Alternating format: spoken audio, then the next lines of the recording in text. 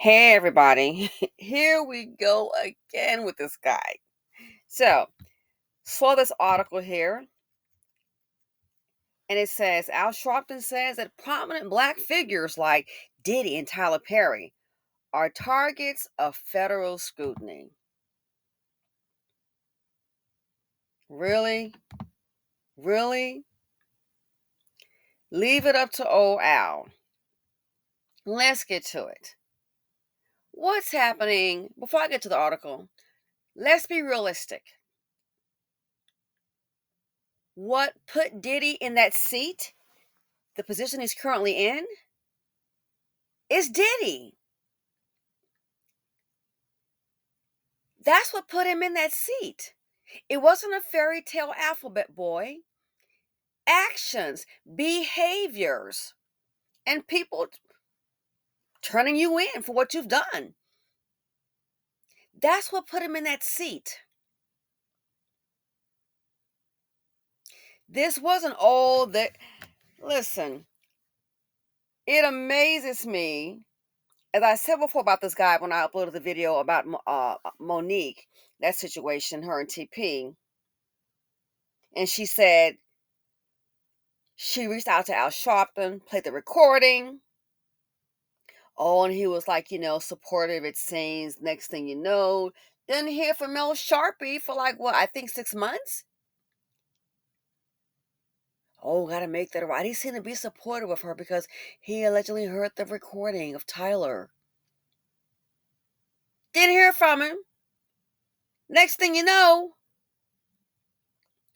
he's saying, quote, she says, we don't have to fly commercial because we're flying on Perry's private jet. So much for your integrity, sir, based on what she says.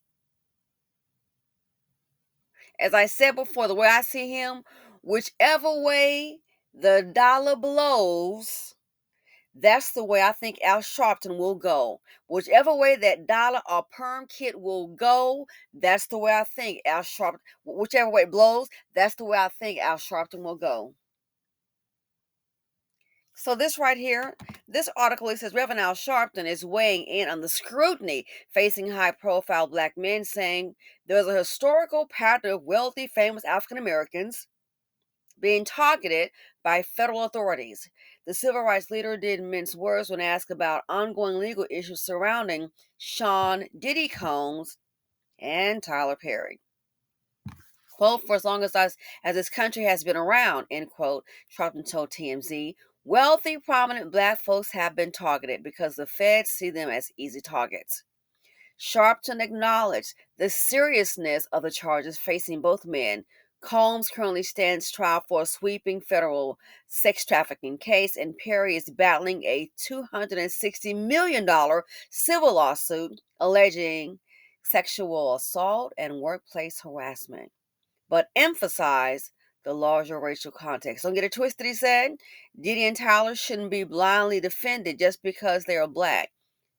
Still, Sharpton insisted the race puts a target on their backs.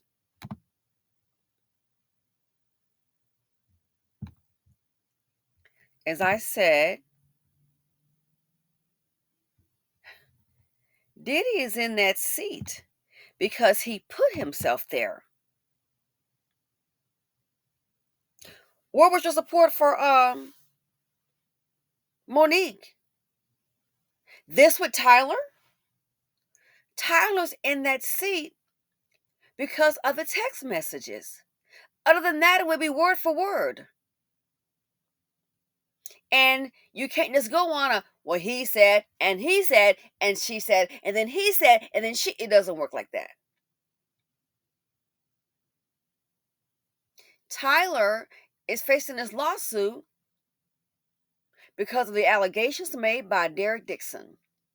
And there was a relationship there, albeit a work relationship. And the text messages are up to interpretation.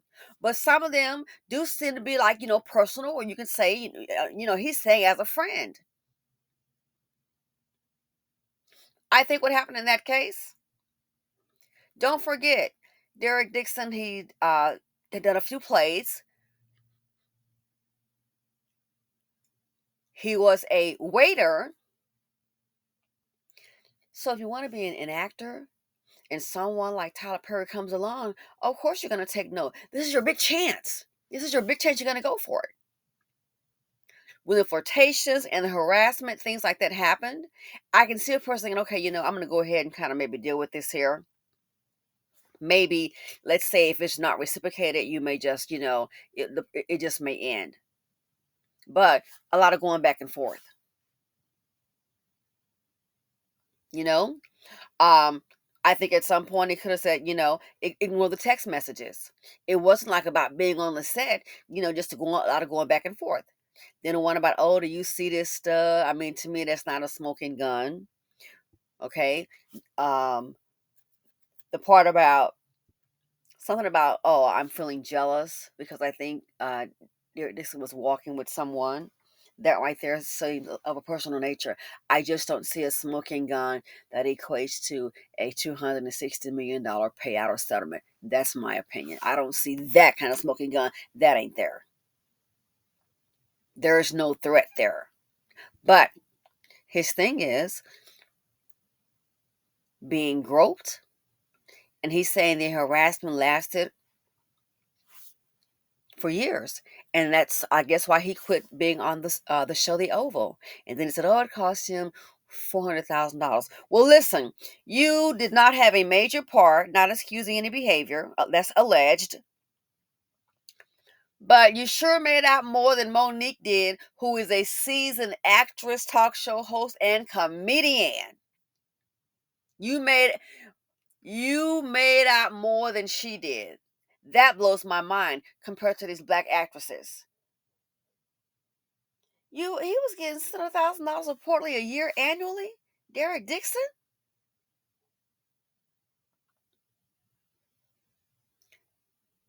you were getting, wow. Then it says up to $1 million a season. So it sounds like it started out, based on the reports that I've read and heard, 600,000 annually. Then I guess up to $1 million a season. So what got Tyler in this position? Having Derek Dixon having access to him, the communication. That's what got Tyler in this position. And then Derek Dixon saying, "Hey, I was groped, I was harassed.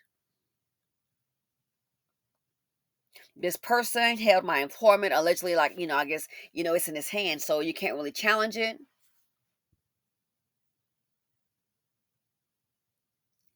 I'll say this as a man, you could have been left. And I get it. People thinking, okay, maybe if I just say, and he probably was thinking maybe I just kind of stay cool with him. I don't want to piss him off, but we'll just be friends. Again, text message up to interpretation. There is a personal element there. For me, from what I've seen, I just don't see it as a smoking gun. Like, oh wow, I just don't see that smoking gun. That's just me. And we'll see what happens. My only thing is, I think a major key is going to be Christian Keys. I sure do. If it goes to trial, all you have to have, I think, that's going to be your smoking gun. You don't have any D pics. I mean, Tyler would not do something stupid like that, I would imagine. But if it goes to trial, I think the smoking gun is going to be Christian Keys. If he says the person who allegedly, offer him $100,000 to see him naked, if that were to occur, and if the recording comes up or Christian Keys appears and says that, then I think that's going to be that's more of a slam dunk, I think, for Derek Dixon. Because it's going to show, oh my goodness, and you have a working relationship. Christian Keys seems, there's no drama about him. That right there would be the big bombshell. Also, someone else also, oh, that's what I think would be more so to help Derek Dixon if that were to occur. So, what put Tyler in this position right here? What brought the lawsuit? A working relationship or so called friendship. But Derek Dixon's The text messages and the working relationship and what's come out of Dixon's mouth. His saying that he was harassed, allegedly. His saying that he was saying he was groped. Oh, the person touched me. Saying that TP approached him, touching his thighs, all of that. So what put TP in that position? The relationship. He and Derek Dixon's, be it personal friendship, whatever, just working relationship, that's what put him in that position. And then Derek Dixon's account of what he says transpired. What put him in that position? The text messages going back and forth.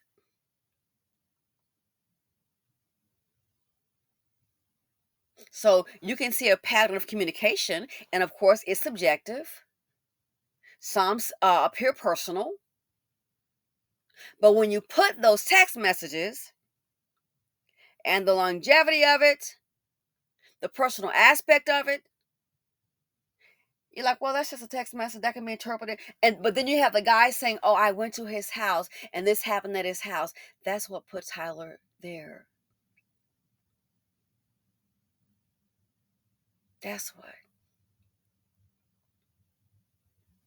That's what put Tyler there. And you always have the old Negro, which will blow whatever way I think the wind blows. Wherever that perm kit blows, there goes the old Negro. Wherever that dollar blows, there goes the old Negro.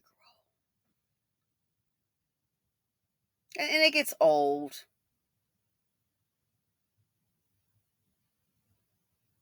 It gets old.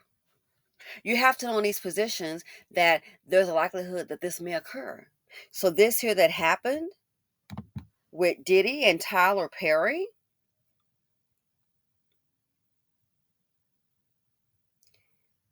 if you know historically, as Sharpton is saying here, if you know that so much, then maybe you should have schooled him, bruh. You've been around the block quite some time. If you know that to be the deal so much, maybe you should have go ahead and schooled him on it. But let's be clear, this is what always happens. Where were you at, Sharpton, when Janet, like I said, I haven't heard you speak out about Monique. Did you try to call a meeting with she and Tyler to get this resolved? Did you? But she revealed that she spoke with you and you seemed to be that, supportive. And then next thing you know, didn't hear from you. Up, you on TP's jet, really?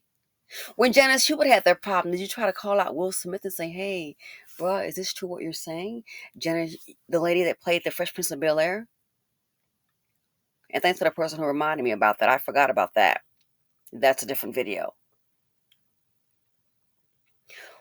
Sharpton, where are you when it comes to building the black community? Why don't you address some real issues like fatherless homes, promote entrepreneurship? So basically, I see him just as a little tool, a little puppet. Just a little puppet. Nothing. That's how I see him. Nothing really meaningful.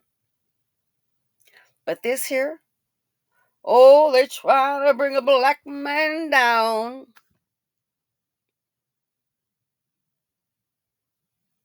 If that's the case, only a fool go for the okie doke. But how about we just be realistic? That these two people are in those positions based on some actions, allegations. Again, did he put himself there with the freak offs and all that? It's like that with Aura.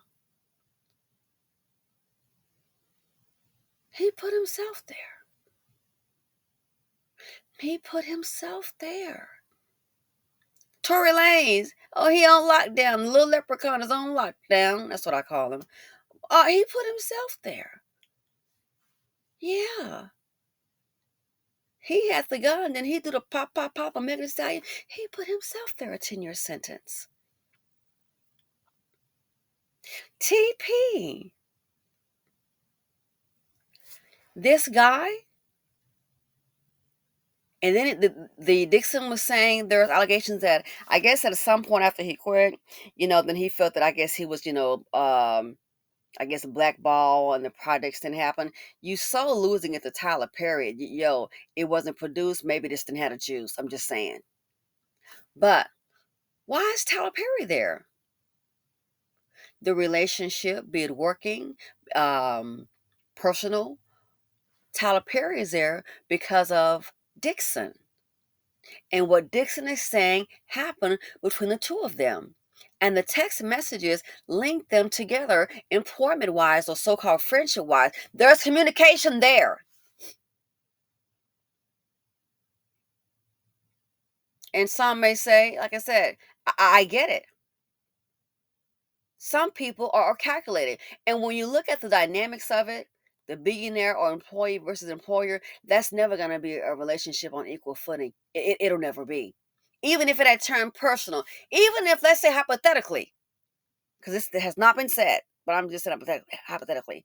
Let's just say, even if they dated for 5 or 10 minutes and flirted back and forth, at some point, if, which has not been said, okay, but just saying, at some point, even if Tyler Perry and Derek Dixon had a relationship that was personal, that was intimate, if that would have happened and at some time it broke up, guess what?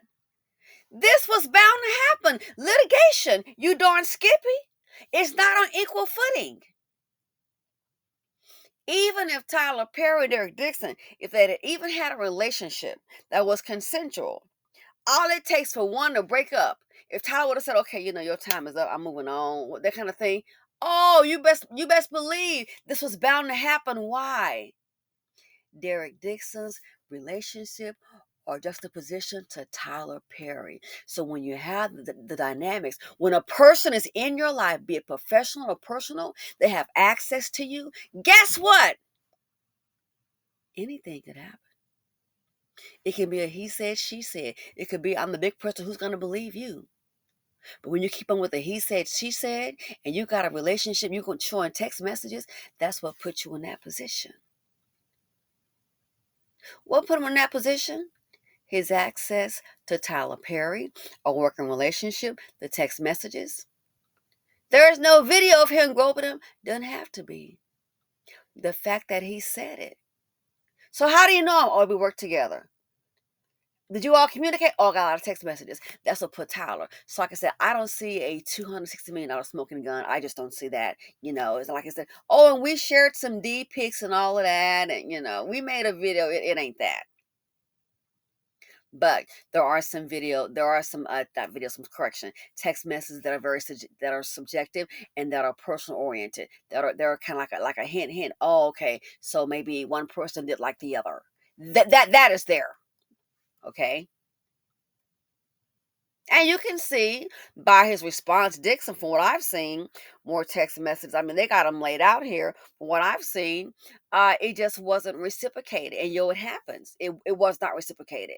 It seems like, let's say if Tyler kind of hinted at something personal, oh, don't you see this stud here? The guy just wasn't checking for it. And it happens. But like I said, even if they had engaged in a consensual relationship and somebody had it broken up, guess what? That element would always be there. They said, oh, they all had to sign NDAs. It wasn't powerful enough because this boy coming. I mean, like I said, it cannot. You can't prevent a person from saying, "Hey, they were harassed or groped." You that right there, obviously, it's not going to fly. But yeah, so let's just be realistic. What put the individuals in a position that they're in right now? Their actions. Diddy, come on, we got the videotape. And it's been rumors circling this guy for like decades. Again, I'm still on the Kim Porter deal. I'm just not buying a natural cause of death. That's just me. She writing a book. Now I think about that. You can imagine what that book was going to be about. It would have been a bestseller, but she didn't live to publish. And then the book comes us missing. How convenient after her untimely death. Who put Diddy there? He put himself there. Who put Tyler there? Tyler's communication with Dixon and what Dixon says allegedly happened, and then the text messages can show. Oh, so there was a link here. That's what put Tyler there. That is what put Tyler there.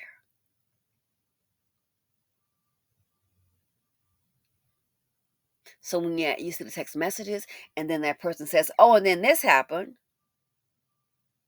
We don't have a video of what he said happened about him being groped or what happened. There's no video of that. No. But when people look at messages that appear to be, besides, as a friend, bringing them on, yada, yada, yada, then of a personal nature, and then a person makes other comments saying, hey, they were groped, they were harassed, and they're just keeping it, he didn't seem to return the favor. He didn't seem to be interested. I'm just saying, some of that seemed like, friendly banter back and forth. But again, some of that was, there are a couple that are obviously of a personal nature. So then when you add him saying, oh, then this happened to me, yada, yada, yada, his access to Tyler Perry, him texting Tyler Perry's text, that's what put Tyler there. And it's subjective. We'll see what happens. Again, I think if they would have pulled a smoking gun, the initials are CK.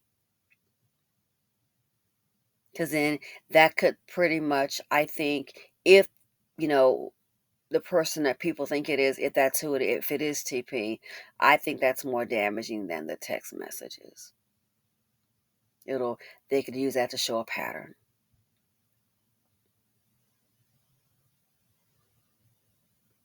So this here, let's be realistic.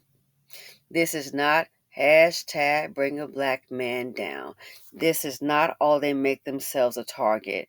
My thing is, if you know you're going to be a target, why the hell give them the ammo?